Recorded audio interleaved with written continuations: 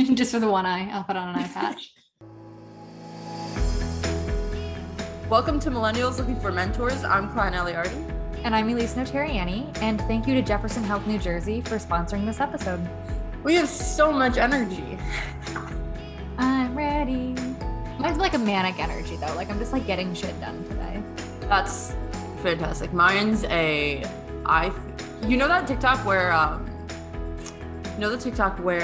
they're like, if the girl you're with is looking good, like did her laundry, just meal plan, she's like a second away from a nervous breakdown. That is me right now. Oh, that's been me for weeks. Like it's coming. Months. Today we're talking with the executive producer of ABC News 2020, Janice Johnston. And if you don't know what 2020 is, where have you been? Very true. It's the #1 news magazine on Friday. Last year it won 2 Emmys and a Peabody Award and many other awards. So Janice is doing her job well, which wouldn't be surprising after you hear her talk about everything she's done. She was the first person that we've ever spoken to that I really was like, okay, I got to do a really good job. I want to impress her. I don't know why. I've never met this woman before, but I really wanted her to like me. And she was this was the first time that's ever happened to you? That's every single conversation I ever had. I don't know. I guess I put it out of my mind. I really was like, okay, I want to impress this lady. I don't know if I did. I was just going to say, do you think she liked you? I mean, I hope so. I liked her so much. Same. She's awesome. I know so here's my issue. I feel like I say that about everyone, but just because I say it about everyone doesn't mean it's not necessarily true. You just know a lot of awesome people. Yeah, exactly. Myself included. Yes, absolutely. Obviously. Thank you so much. Today, Elyse told me that she was going to nominate me for an award. And I was like, oh, I didn't know there was an award to be nominated for. But I would 100% nominate Elyse for an award if I knew about it. Well, words of affirmation is my love language. And so I live to just talk people up. Which, by the way, I feel like it's bad that we're friends because of that, because I am so bad at that. Well, that's okay. I don't need people to do it to me. I want to do it for people. But I thought love language was what you want for yourself. Well, you can have different ones. So sometimes it's the same and sometimes they're different. But got it. Yeah, so I give love and like words of affirmation. And I don't know, I think I get love in either quality time or acts of service, maybe. I get very touched when people do things for me. Oh yeah. Like how I'm watching your dog for the next for 5 days. I have a whole extra bedroom. I've dubbed it the Klein Aleardi spare room. Yep. I get a bedroom, I get 2 floors, and I get an apartment that has heat that actually works instead of my little space heater. Yeah, which for what's going on right now, you need it. Yeah, I really do. I'm worried about your friend. I'm worried about myself, honestly. Let's face it. That's fair. Okay, well, we've talked long enough. I feel like we should maybe switch over to Janice. Yeah, so if anyone was wondering why we need mentors, this conversation was it. Let's go to her. Hello. Hi, how are you? Hello, ladies? I love your glasses. Yeah. Oh, thank you. Don't get me started on these. I have an addiction to GMA deals and steals, which is, the thing they do in the morning. They have had this is Ryan Simkai, I believe. I have way too many pairs that it's just, I figure it's Zoom. You have to decorate from here up. So. Exactly. It's a really good idea. I've never really thought of that. This is all that matters. Yeah. Folks. I could be wearing flip-flops. That's funny. I am too. I'm wearing slippers. I put my glasses on, but this happened the other day. Ooh. So wow. No glasses for me. They're nice though. I like them. How are you living like that? I'm sorry. I don't need glasses for like everyday stuff. That just seems. I don't know. Okay, that's good. If you put them on, we won't judge you. If you need to wear them. Just for the one eye, I'll put on an eye patch. So what does your life look like day-to-day executive producer? The day-to-day of being an EP, it's a lot of meetings, and I like talking to people. I am an extrovert. I am a people person, so I do enjoy those. I think we're all doing it mostly in a Zoom world at this moment, but we're still communicating. So I'm trying to think of what I did today and what is still coming today. There's screenings. You're doing a lot of looking at the show that's coming up either this week or down the line, and looking at, we call everything between the commercials an act. So act 1, act 2, act 3, you're looking at the different acts of a show and making sure, is this making sense? Is our audience able to follow? What did we forget? What's not in here? You're meeting with lawyers to make sure that you're uncovering everything in the way that you should be, that you're balanced, that you've addressed every issue. It's a lot of preparation for the final product. So there is a lot of screening. There are meetings about shows that won't air for months and months and months from now. Because this is the work that we do, the digging in, the spending time, the uncovering, investigating. You're doing FOIA requests, you're trying to decide who to interview, talking to people about being interviewed, or finding out more about the story with each phone call you make. So a couple hours ago, I was meeting with the team and going into a story that we're trying to see, is this going to work for us? Is there enough here for us to be able to give a fulfilling story?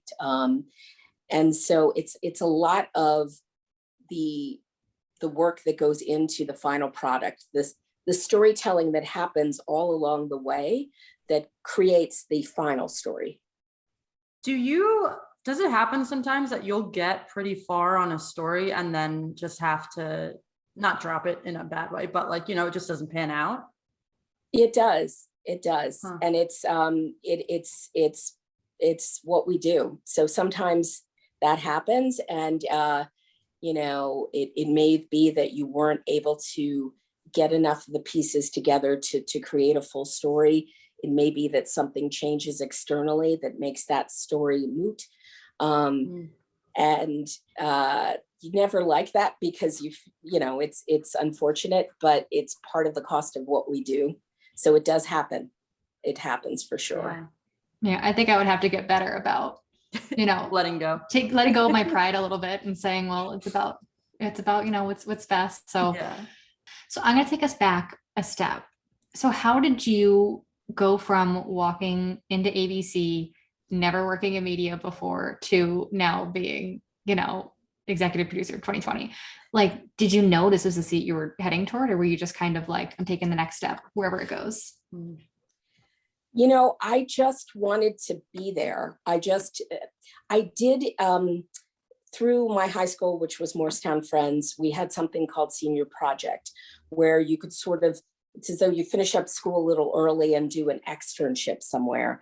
That's awesome. I did that at KYW in Philadelphia when I was a senior in high school. And that's where I got the bug. That short amount of time I spent there, I realized I'm going to come back to this one day. I don't know when. I'm still going to law school, but I'm coming back at some point. So that was always kind of in the back of my head. And then in terms of walking in the door to getting to this point, it has been many years. I've been at ABC for, over 2 decades. And I've had many roles along the way, and many different job titles. And I didn't walk in the first day. Some people do, but I didn't walk in the first day going, I want to be an executive producer one day. I do know people who come in like that, and that's great that they know that. That wasn't what I knew. I just knew I wanted to be there and learn and keep learning and keep having fun. So I just kind of followed the fun. Once I got there, where can I learn the most and where am I having the most fun? Because again, the time that you give to something is precious.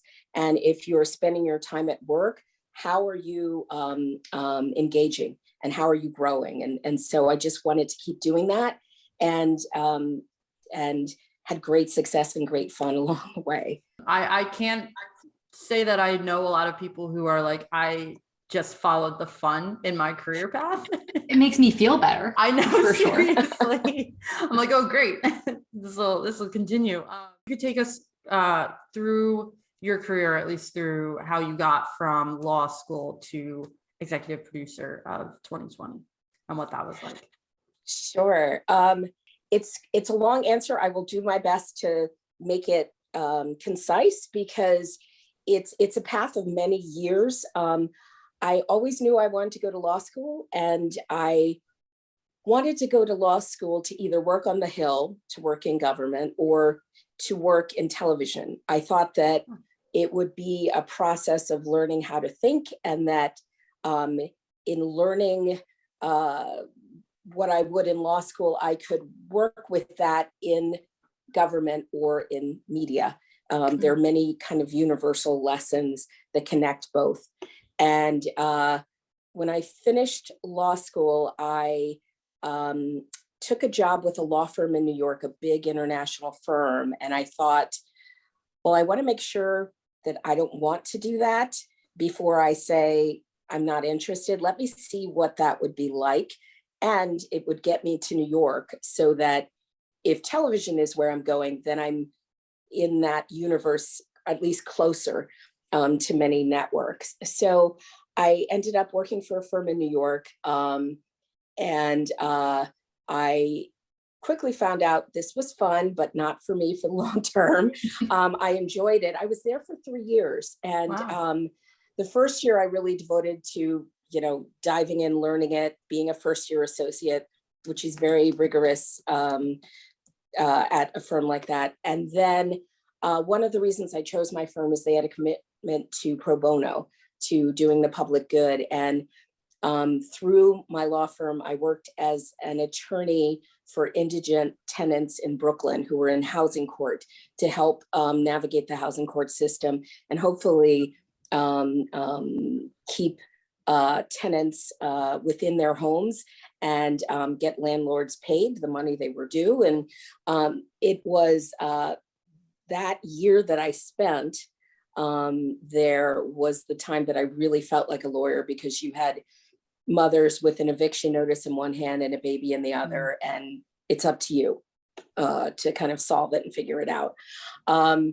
So after that experience, when I returned to the main firm for the third year, I really spent a year.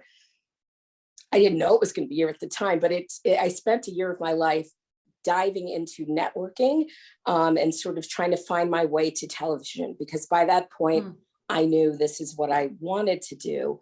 And the question was, how can I take what I know and work it into television and compete with, students like you were in college who had been journalism majors and I was not. So I spent that third year reading everything I could, from broadcasting and cable, Variety, every periodical. I went to journalism conferences. You can just sign up and go, you have to pay, but I went to conferences. I went about the process of interviewing anyone I met who remotely had something to do with media, just setting up time to, hey, can I talk to you on the phone? Can we grab a cup of coffee? Do you just like cold call people, like cold email people, like, hey, will you talk to me?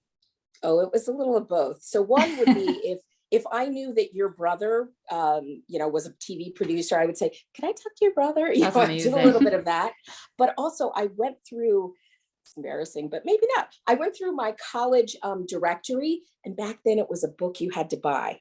Okay, so it wasn't on the internet, you had to buy a book. So I bought the book and I went through every single class and I made a master list of people who were in media. And then I took that list, figured out who would be the most helpful people on there, meaning they were not so junior in their career that they had some experience to share with me, and that weren't so far off in their career that they might have felt like, yeah, I'm done helping people. Right. I don't know. So you weren't messing around. That's amazing. Took the list, came up with 10 people. The list was about 100 people, made a top 10 and started sending those people letters and saying, and I'm going like this, it was like this, sending them letters and asking if I could meet with them. So I targeted a top 10, and actually one of those gentlemen helped lead me to the path that got me to ABC. His name was Wow. Melvin McRae, great mentor and friend of mine to this day. And he was an editor at World News Tonight with Peter Jennings at the time. And he agreed to speak with me on the phone. He was very generous. He gave me an hour of his time. Not everybody gave that kind of time. And he helped me kind of brainstorm what I might do, where I might fit in, and indirectly led me to the path that got me to ABC. How did So you that's know just that it getting was to time ABC. to, how did you know it was time to switch though? Because I feel like if I went through law school and I was 3 years into my career, I'd be like, well, I'm just here now. I would just be stubborn about it. Same. Yeah, I think it's that nothing is promised, not a single day. And anytime, anywhere, any point, you can reevaluate. Am I where I am supposed to be right now? Is this the right path for me? So 1 year, 2 years, 10 years, you can always ask yourself that question, and you really should. And so it was less about I've invested these 3 years at the firm and more about I can't wait to get to this universe. This is where I'm supposed to be. And every day that I'm not there, I'm missing out. I got to get there. So there was just an urgency for me. Wow. Were there any lessons that you learned? I think you kind of mentioned this when you were a lawyer that were able to transfer over to being in either journalism or TV? I guess there are a few. I mean, part of it is, I think both worlds operate on asking questions and getting answers. And in sort of my legal world, it was about preparing for a deposition. What am I asking? What's the order of the questions? What are we thinking is going to happen? What might still happen? What might we hear? What don't we know? So it's all about coming up with the questions, and the questions tell a story, and preparing that. And if you don't get everything together, then you can't really play catch up later at trial if you miss something. And so I think that skill translates a lot in terms of thinking about sitting down for an interview with someone or helping someone prepare to sit down, thinking, well, what do we want to ask? What is the order? What is the emotional journey the person is going to go on who's answering the questions? You don't just start at the end. You've got to sort of anticipate and think about what they might say so that you are not out of time with them and out of kilter. It's about asking the right questions in the right order. So that's the one that translates the most, I think, between the two. It really does sound like it's like the jury is your viewer, and then you're giving them the story. Really quick, do you ever, because you were saying you kind of have an idea of what they might say and try to anticipate that, does that happen a lot? Are you at the point where you kind of know what people's answers to your questions are going to be, or are there times where you're just totally thrown? It's best if I am totally thrown, quite frankly, and that I'm surprised. I think there's so many interviews that go into our stories, and so many sit downs, and so many discussions that there are some where you can anticipate, okay, this is probably where this is going. If you're sitting down with the detective and asking about the case, there are very obvious things that are points of fact that are probably going to come up in that interview.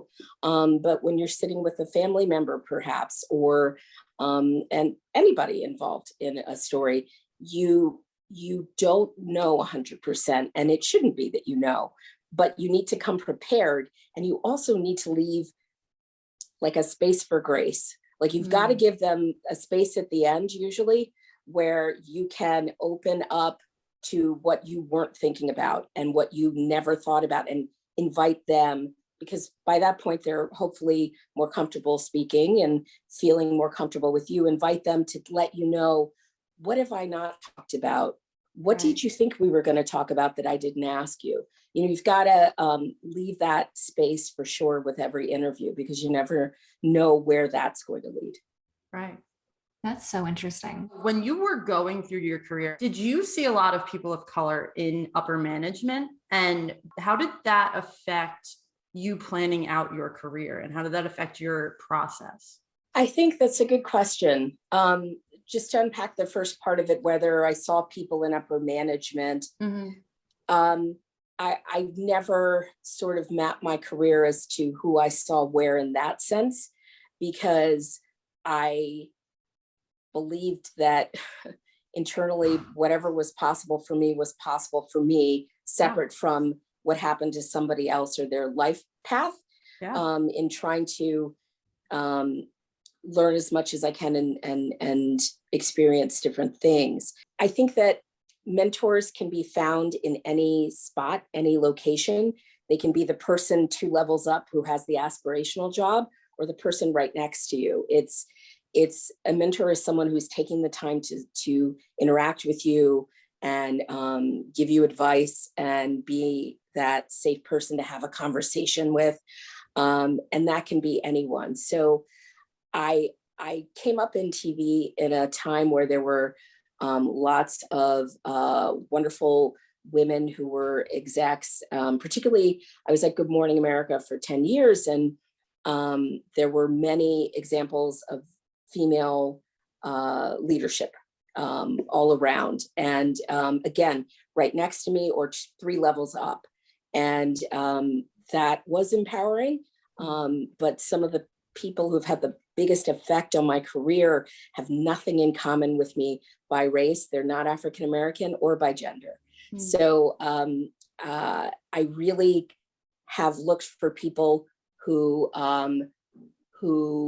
are leading in such a way that I admire and want to follow and appreciate. And those examples have always been there. They haven't necessarily been in the package that would mirror me, but the core of who the person is has always been there. Yeah.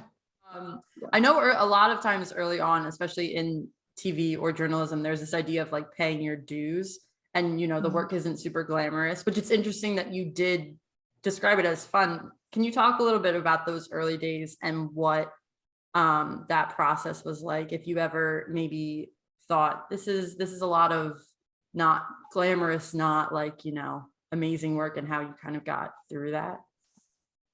Sure.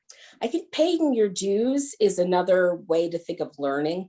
When you're doing whatever it is you're doing, it may not be glamorous. It may be that you are, overqualified to be doing whatever it is, but you're doing it for a reason. One, somebody has to do one of these jobs. Like there's a lot of, work that goes into whatever it is that you're doing, law, medicine, but somebody has to do some jobs that aren't the glamorous, fun ones. And it's never glamorous and fun 24 hours a day.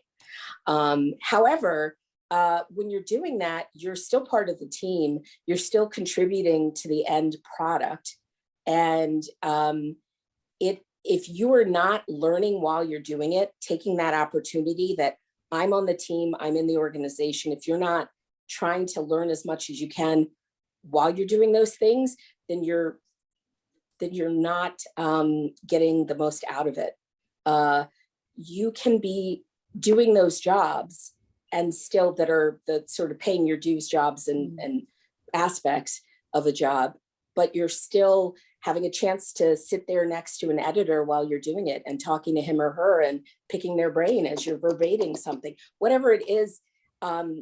There are other opportunities that often come with the sheer fact that you've been asked to do something, and those paying your dues things need to be done. And here's like a sad part, perhaps, it never, you're always doing something. It's not like it's, fun 24 hours a day. As I said, there are always things that are not as fun parts of the job, but it's all part of doing it. So it's part of the privilege of being able to do it too. Yeah, that's awesome. That makes me feel better, because today I get to talk to you, which is so exciting. And I just spent the last half an hour on the phone with Comcast because somebody needs to call them and get the phone figured out. So it's very funny. So we do have a couple more questions for you, but these are going to be a little bit quicker. So this is this or that. No So, pressure. work from home or in the studio? Oh gosh. Well, okay, I'll try to do rapid round. You may have noticed I tend to elongate. Which I love, by the way. Sorry. And maybe that's the lawyer part coming through. Like I really have to dissect it a little bit. So working from home or in the studio is hard because in the studio, if I'm assuming I'm supposed to say one or the other and just choose, right? You can do what you hybrid. want.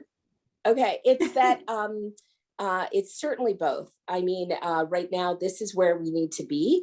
And wherever you're working, as long as you're working, that's moving us forward in the studio. And for us, that also just means in the field and back together again.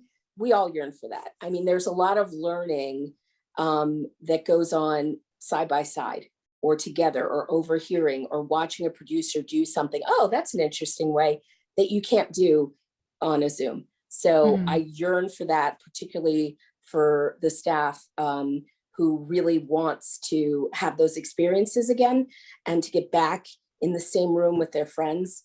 We all yearn for that. So I'm going to say both. Okay. I get that. Okay, so digital calendar or paper planner? Digital calendar, although within reach, I have paper planners. Got it. Zoom interview or in-person interview? Oh, definitely in person. 100% in person. You're a people person. Yeah. Which actually this next one that we're doing is going to be the last one because our last question was introvert or extrovert. And you literally answered we know that in one of your answers. You said that, I was like, oh, okay. So when you have a day off, are you running errands or relaxing at home? Well, if we look at last weekend, definitely relaxing at home. I don't think I left for very much. Good for you. Yeah. Really. And I do think it's also, all of our lives are sort of altered a bit because of the pandemic and what we do and our social lives. But I'm definitely not running errands as a first choice. That's fair. Thank you so much for speaking with us. This was amazing. Thank you. My pleasure. I could go on and on. I could go on and on, and I would love to. But I know. Have a screening, so now I have to look at a show for the future. But I really did enjoy speaking with you. Fantastic. Awesome. Thank you so much. Have fun with your screening. Take care. Thank you. Bye. Thank you, Janice, for taking time away from, I'm sure, much more important things to chat with us. We really, really appreciated it. That's a very accurate statement. Also, I'm so glad we live in a time past having to buy your college alumni book in order to network, because that would never happen. No, never. For myself. I mean, no. So you can watch 2020 every Friday at 9 p.m. Eastern Standard Time on ABC. And make sure to tune in every other week. We have a new episode of Millennials Looking for Mentors every other Wednesday. Plus, if you know someone you want us to talk to, email us at mlfmpodcast@gmail.com. And we'll see you in 2 weeks. Bye.